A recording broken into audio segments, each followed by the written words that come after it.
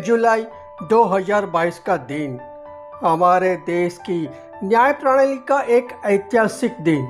इस दिन हमारे हिंदुस्तान की न्याय प्रणाली ने हमारे देश की न्याय प्रक्रिया को बिल्कुल नई तरह परिभाषित किया। चलिए इस तारीख के कुछ सुप्रीम फैसलों पर गौर करते हैं। फैसला पहला, इस समय पूरे देश में जो आग लगी हुई है उसके लिए केवल और केवल एक नारी ही जिम्मेदार है।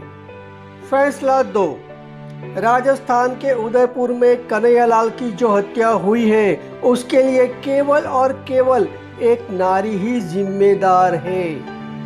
फैसला 3, एक नारी ने एक विशेष धर्म के लोगों की भावनाओं को आवेश में आकर आहत किया, उसके बाद माफी मांगने में देर कर दी। इतना ही नहीं, उसने जो माफी मांगी वह भी सशर्त मांगी। वास्तव में उसे टीवी पर जाकर पूरे देश की माफी मांगनी चाहिए थी, लेकिन उसने ऐसा नहीं किया।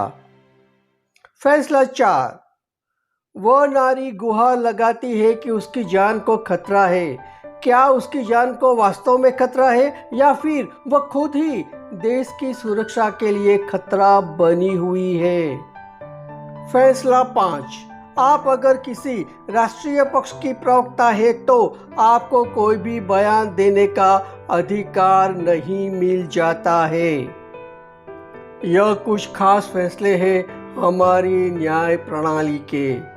यह बात अलग है कि इन मुद्दों पर अदालत में कोई केस ही नहीं चल रहा था। फरियाद लेकर आई नारी के वकील ने जब जो कहा तब उसके सामने कोई न कोई ऐसा सुप्रीम बयान आता गया कि असली और एक अकेली गुनहगार तो वह नारी ही है। सुनवाई उस नारी की फरियाद की नहीं हुई, उन अपराधों की हुई जो अदालत ने स्वतः तय कर लिए थे। यह है हमारे देश का सुप्रीम सेक्युलरिज्म। हिंदुस्तान में आतंकवादी कसाब को भी अदालत सुनती है। वह पाकिस्तानी आतंकवादी था लेकिन था तो मुसलमान।